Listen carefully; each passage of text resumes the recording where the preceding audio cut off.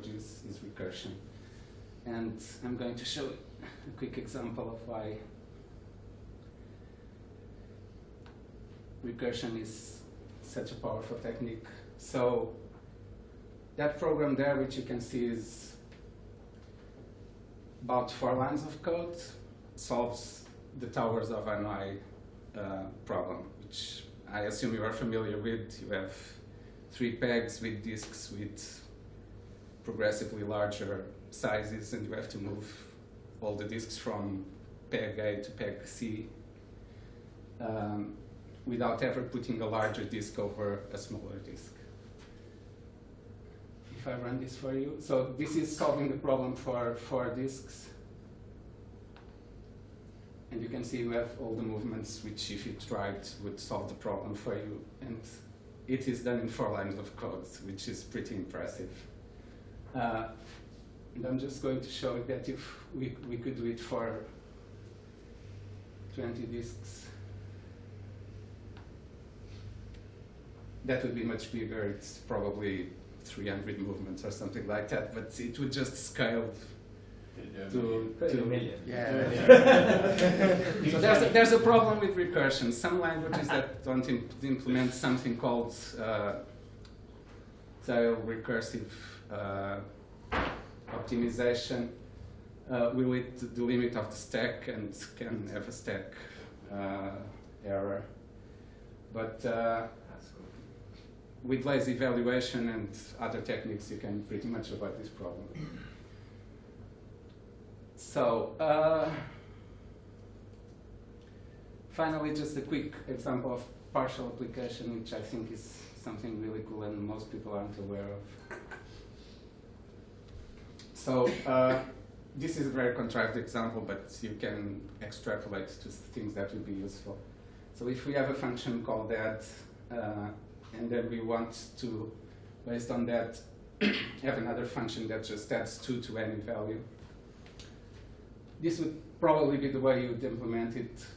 Just wrap in an add2 function the add function and always force one of the arguments to be 2. So as you can see, it gives you the result when you call add 2 to 10, you get 12, which is correct. In functional languages, we have a concept called partial application, where you can just, which in JavaScript is implemented with bind, you can just, so if you ignore that, no, that's used for objects in JavaScript, but try to ignore it's there when we're just using functions. So we just say that we want the function that results from binding that first argument A to the number 2. Because in JavaScript, functions are first-class citizens, we can just assign it to a variable. And it also looks a bit neater than the other solution of wrapping it in another function. And as you can see, it also gives us the same result, 12. So now, to wrap it up, some interesting properties of functional programming. Pure functional programming. So we can basically pervert this in JavaScript and other languages that don't enforce it. There are no side effects, so you don't have state, which can confuse the way you reason about your logic. It really simplifies the problems that concurrency poses, because you have a function that you have functions that don't mutate their arguments. Sorry.